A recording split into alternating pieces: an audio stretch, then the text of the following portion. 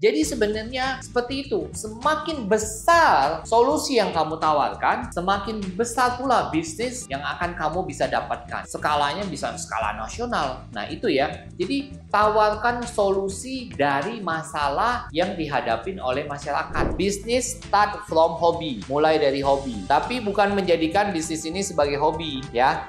Bisnis itu lebih baik menjadikan passion, mana saya memang bergairah, bersemangat untuk menjalankan bisnis ini.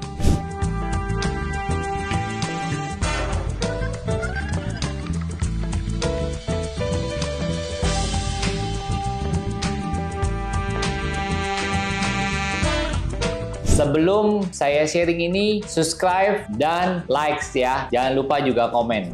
Halo Happiest People, mau tahu bagaimana kamu memulai bisnis yang besar dan sukses? Kita akan membahaskan hari ini sharing kita tentang bagaimana kamu memulai bisnis yang besar. Nah, yuk kita mulai aja sharing ini. Nah, banyak banget pertanyaan-pertanyaan dari teman-teman nanya gimana sih kita mau mulai usaha gitu loh. Keinginan ada tapi bingung mau mulainya gimana gitu loh. Nah, buat kamu yang masih bingung, mudah-mudahan inspirasi hari ini akan membuat kamu menemukan kira-kira bisnis apa yang cocok dan bisnis itu bisa grow dan bisa besar dan kamu bisa sukses. Oke, langkah pertama yang harus kamu identifikasikan adalah masalah. Masalah apa yang ada yang bisa kamu selesaikan. Semakin besar masalah yang kamu selesaikan, semakin besar pula bisnis itu yang akan kamu buat. Maksudnya apa sih? Contohnya gini, kalian tahu Gojek kan? Gojek itu banyak sekali membantu orang lain, bahkan skalanya nasional, seluruh Indonesia. Kenapa? Waktu Gojek baru buka, kan dia banyak sekali membantu menyelesaikan masalah orang, karena waktu itu kan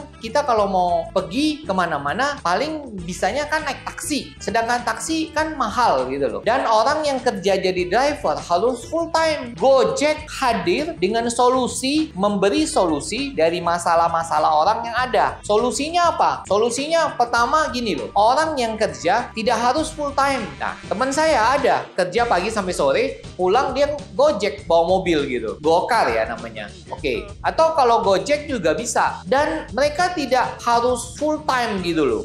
Nah, kalau yang mau full time ya itu pilihan. Tapi yang kalau nggak mau full time, tukang-tukang Gojek bisa. Dan kemudian tidak harus jadi kayak apa ya? Kayak kalau zaman dulu kan yang ada tuh ojek pangkalan kan.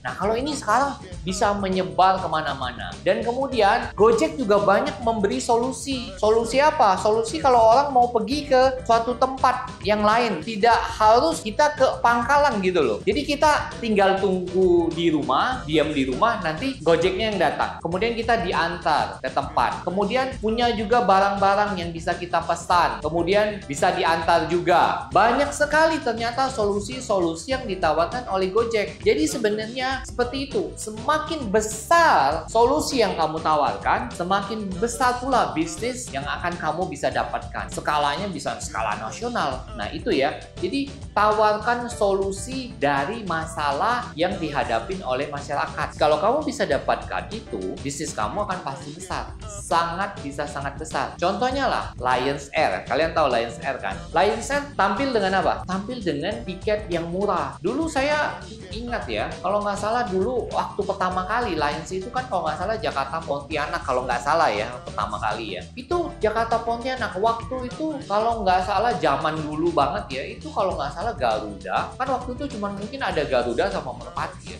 Itu biayanya mahal sekali, di atas 1 juta lebih waktu itu. Saya agak-agak rada lupa, waktu itu saya masih kuliah waktu itu ya. Nah, biaya mereka gede. Nah, Lions tampil dengan harga cuma 200-an gitu loh. Lions pun punya moto apa? We make people fly. Nah, jadi bayangkan ya, dia pengen membuat semua orang itu bisa terbang. Nah, kalau zaman dulu sebelum ada Lions nggak bisa. Cuman orang-orang kaya dan orang-orang yang berduit doang yang bisa gitu. Makanya waktu Lion ada, boom. Nah, coba kalian yang pengen buka usaha, ya kalian bisa pikirin mau skala apakah bisnis saya gitu loh. Carilah bisnis-bisnis yang menurut skalanya, ya dari skala itu kalian bisa tangkap gitu. Nanti seberapa besar bisnis yang akan kalian bisa dapatkan. Oke, yang tadi dari problem ya, masalah. Identifikasi masalah, kemudian solusi apa yang kamu bisa berikan.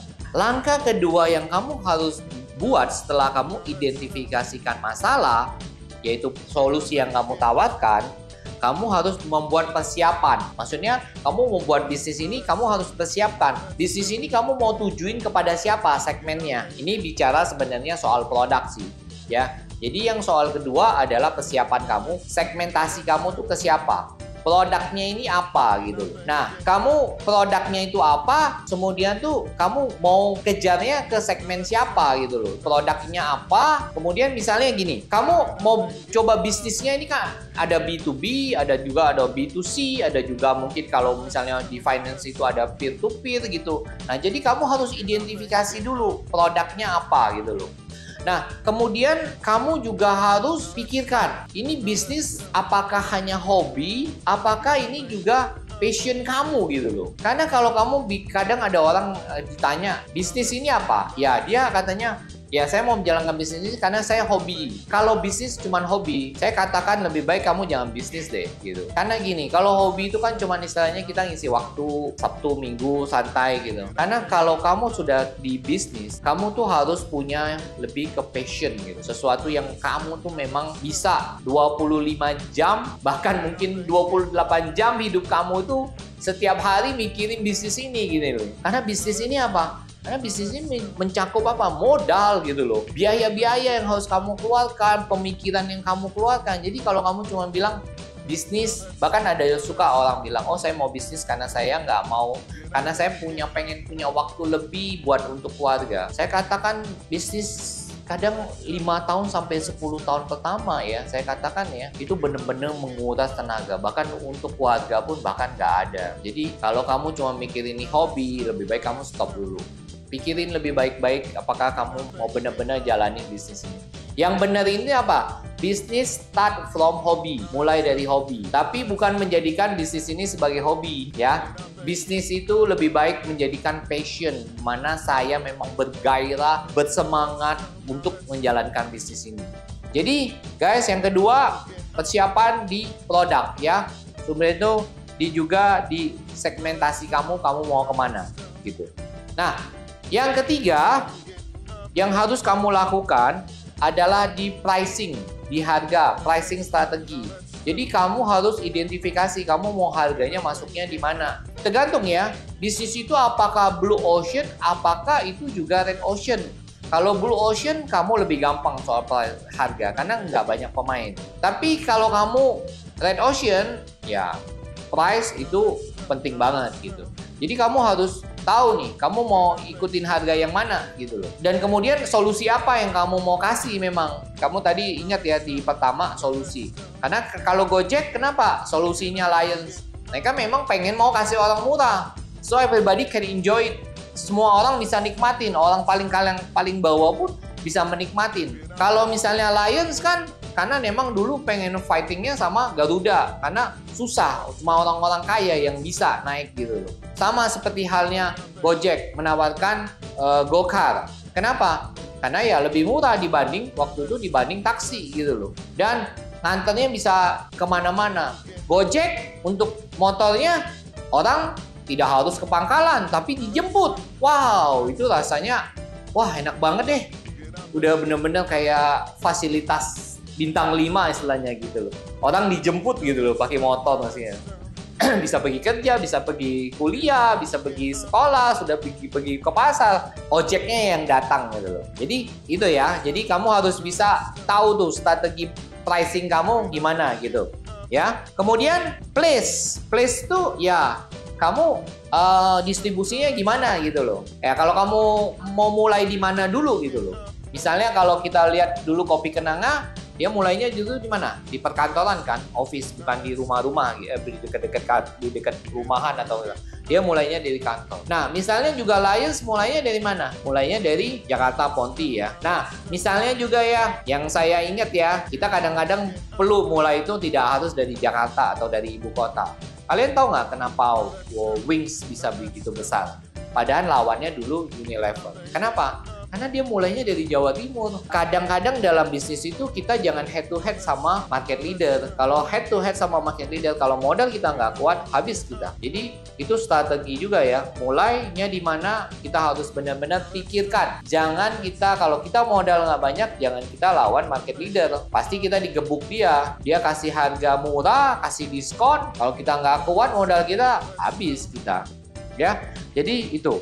Nah, kelima yang perlu kita pikirkan adalah promosinya. Bagaimana kita promote, kemudian juga menjual barang kita bagaimana. Apakah kalau promosi saya tahu lah ya, sekarang tuh udah banyak sekali lah pakai digital, pakai IG, pakai apa, e-commerce, pakai live commerce gitu, ya kayak Shopee gitu.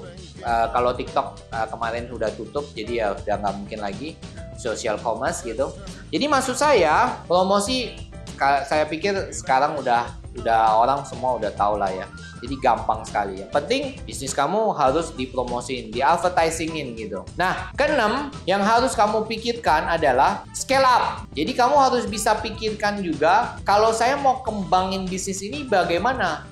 Memang ini sebenarnya nggak usah terlalu ribet banget ya. Tadi sudah 5 langkah itu pun kalau kamu sudah action, sudah lakukan itu udah oke. Yang saya lebih pikirkan pengembangan gitu loh. Misalnya kayak Lions kan, Lions bukan dulu cuman 1-2 daerah, akhirnya ke seluruh Indonesia, bahkan sampai ke luar negeri. Bisa kan? Ada Lions Thailand, Lions Kamboja atau Vietnam, saya lupa. Itu dia kembangin. Dan kemudian scale up-nya apa lagi? Dia ada Lion Parcel.